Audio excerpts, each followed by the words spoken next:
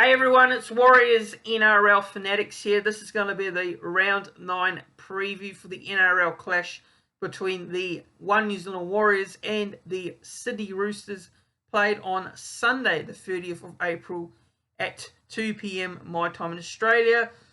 So for New Zealand, obviously check your guides for times there. It's on Foxtel in KO in Australia and Sky Sports Live in New Zealand as well. So yeah, look, also, just to let you know, there is a special guest featuring in this video, and it is AJ, Luke and Tony from the League Scene podcast. He's a massive Sydney Roosters fan, so I'd like to thank him for sending in his thoughts ahead of the game, and you'll see that towards the end of my preview. So big thanks to him.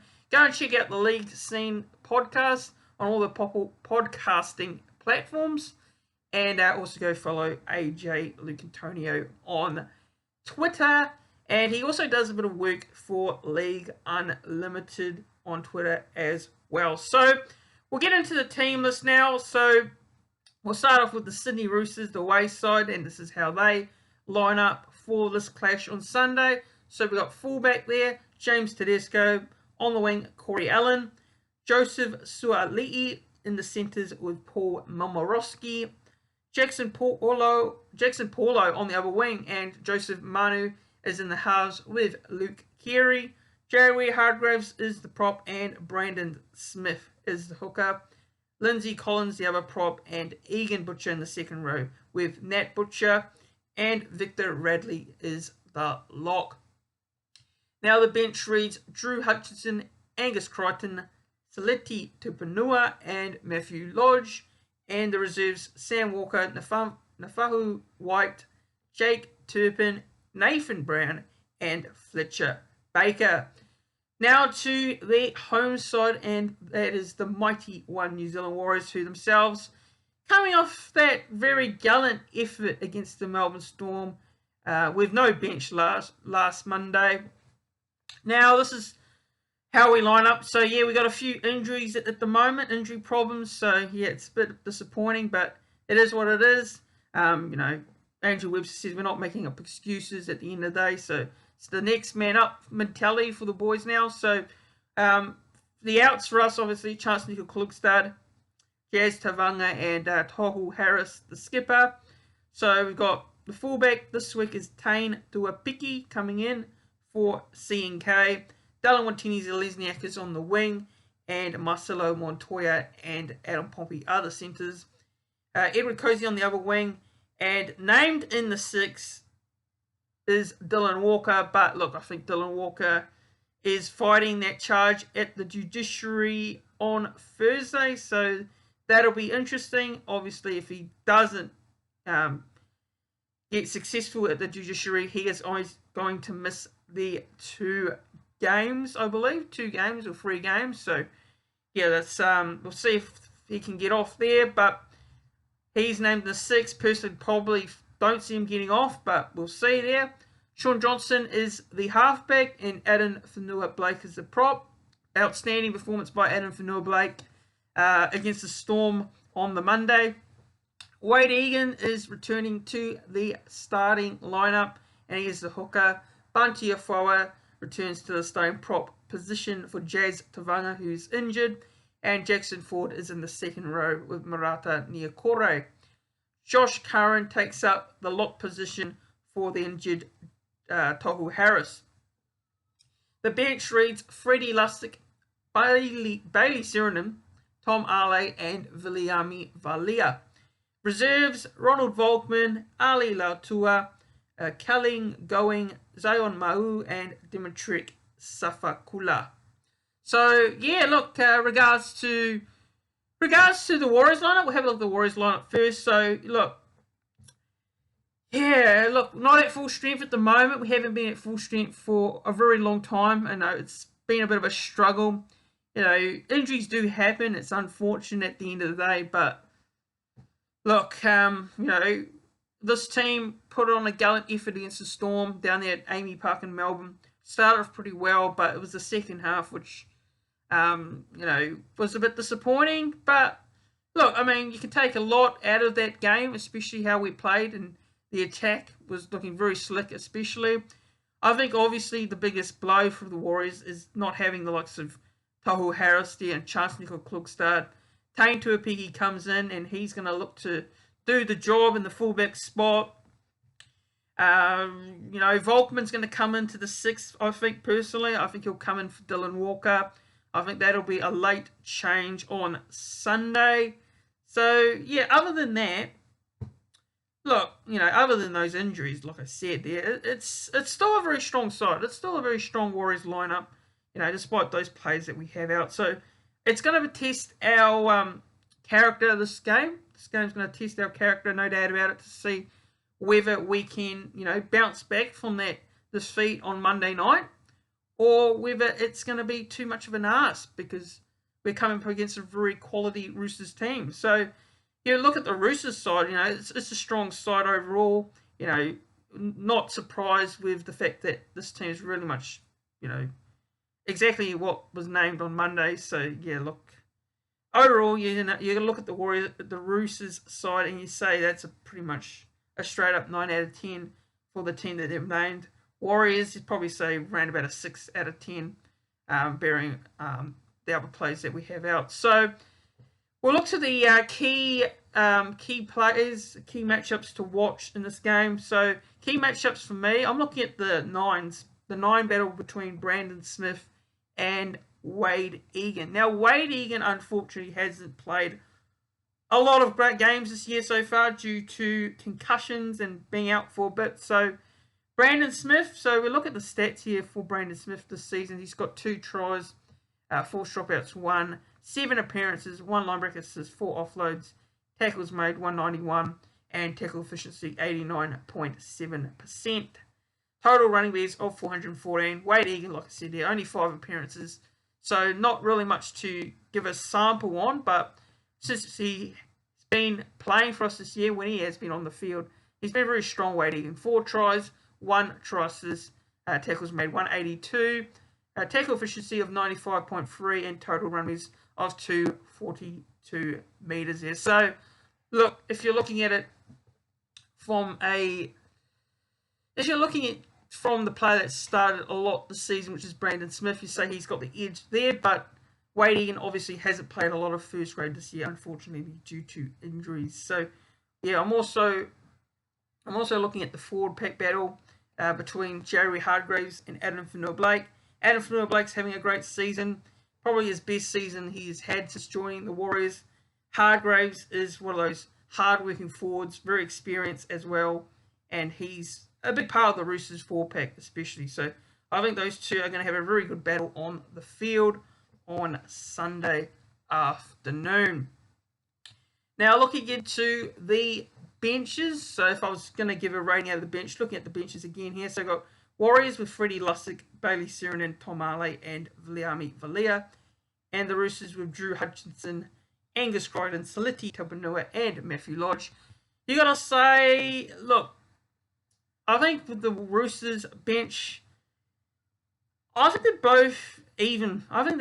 Actually. I'm actually going to say this is a 50-50 in regards to the battle between the bench here.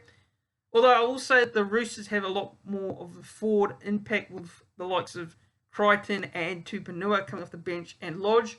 The Warriors had the likes of Ale and Sirinen coming off the bench, which I think Ale could add a bit of impact there. Sirinen obviously can come on and play a bit of hooker, playing the forwards there. You think Freddie Lussick will pretty much do a lot of the backup dummy half role when he comes onto the field for Egan, if Egan gets a rest there. So, look, overall, I've got to say the bench is a bit of a split for me in terms of the battle by both sides. Now, looking into the betting prices at Sportsbet here in Australia, currently the prices have the Warriors $2.66, Sydney Roosters $1.48. So no surprise and no shock that the Roosters come into this game as the favourites, despite being the away side playing in New Zealand. Now the stats. So played 43 times, the Warriors and the Roosters. Interesting enough that the Warriors have 121 and the Roosters have won 21. So it's 21 apiece with one draw. And the Warriors, come into this game with a 5-3 win-loss record, and the Roosters with a 4-3 record. Points for Warriors 174, Roosters 133. Points against Warriors 166, Roosters 154. So that's a points difference of +8 for the Warriors, Roosters -21. Now the season average for both sides this year, the Warriors average on 3.9 tries, Roosters 3.1. Penalties conceded 6.9, Roosters 3.1. And running meters, Warriors 1,613 and the Roosters at 1,600. Line breaks 5.0, Warriors, Roosters 4.0. Now looking to the upcoming games for both these sides. So look at the Sydney Roosters here. Now they have got the Cowboys in Magic Round next week in round 10, followed by the round 11 clash versus the Penrith Panthers in Penrith away, and then they've got the Dragons in round 12, followed by the bye in round 13. Now for the Warriors, they have the Magic Round clash against the Panthers in round 10 next week, followed by round 11 against the Bulldogs at Accor Stadium in Sydney. Then they've got the bye in round 12, followed by round 13 against the Brisbane Broncos in Napier, New Zealand. And then that clash will be the clash where we take on a Brisbane side, which will be without the Origin players, I'm pretty sure. But now we're looking to the prediction with the anytime try scorers and the score prediction for the game. So, yeah, look, I think as this game moves closer to Sunday, as a Warriors fan, it's going to be difficult. It's going to be a tough ask for the boys coming off that defeat on Monday with a pretty depleted side at the moment. What does help is we are back at Mount Smart Stadium in Auckland, so we'll get a very good crowd there. Pretty sure it should be sold out. So, we'll get plenty of support, which will definitely encourage the boys on the field on Sunday afternoon. The Roosters, very strong side, a team which for me is one of the favourites to be contending for the premiership at the end of the year. Although they're not sitting inside the top four at the moment, they're not far off it because a couple of wins can push you up the ladder into that top four spot. So we know how close the NRL ladder is at the moment. 1, 2, 3 losses on the bounce can push you out of the top 8 very quickly. So can the Warriors bounce back here? Can they get the win? The Roosters, they're looking to continue on and get another win to continue their climb up the ladder as well. Last time these two clashed, the Roosters did get the win over the Warriors down there in Sydney at Allianz Stadium, and the Warriors are looking to get and get a win over the Roosters, and go one out of one against which will be 1 out of 1 in the head-to-head for this year. So look, for me in regards to picking this game, obviously I am going to go with my heart here over my head. My head's saying this will be a Roosters win. At Mount Smart Stadium in Auckland, my heart's saying the Warriors. Now, I'm going to go with a score prediction here of the Warriors 26-18. And anytime try scorers, I'm going to go with Edward Kossi, Dallin Watene-Zelezniak, and James Tedesco and Joseph Suali'i to score there. So, that is it. That's my preview for this round 9 clash between the New Zealand Warriors and the Sydney Roosters. Let me know your tips for this game down in the comments below. Who are you tipping and why? What is your try scorer predictions? What are your thoughts? Do you feel that the boys will get the win? Or do you think the injuries will be too much of a test for the side? Personally, I'm not saying injuries will be an excuse at the end of the day, but I think, it is definitely going to test our depth and our character moving on into this game. But, yeah, let me know what your thoughts are. Make sure you like this video as well. And click the thumbs up on the video. Subscribe to the channel if you are a new viewer and you haven't done so already. We are 7 subscribers away from the 2,300 subscriber mark. So getting very close. So make sure you subscribe to the channel and make sure you like this video. and I'll see you all in the next one. Cheers, everyone. NRL Fanatics for having me on the program this week. Really excited for this matchup against the New Zealand Warriors. So the team that the Roosters are putting out there, we've got James Tedesco at fullback. Corey Allen comes on the wing, taking the place of Daniel Tupou, suffering that hamstring injury in the chase down of Tyrell Sloan for his try on Anzac Day. Joseph Suaalii and Paul Momirovski are in the centres. Interesting to see how Suaalii goes there. Of course, it's a little bit intriguing. The defensive side of his game has been found out at times this season. It'll be interesting to see how that one fares out. Jackson Barlow's in on the wing. He's had a great year as well.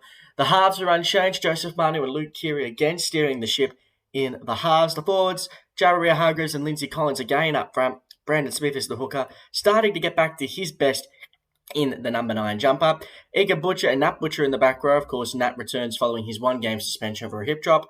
Victor Radley escapes suspension. He's at lock. The bench of Hutchison, Angus Crichton, Titili Tupanua and Matt Lodge. Interesting to see both Crichton and Tupanua back on the bench. Coach Trent Robinson opting to keep the edges unchanged with Egan and Nat Butcher starting in the back row. For me, I think it's a key player for watch is definitely Luke Keary. He stood up in a big way against the Dragons on Anzac Day. I really do suspect he'll have to step up again. Joseph Manu as well. He was very good when he got his hands on the football. I want him to do it more in this game against the Warriors.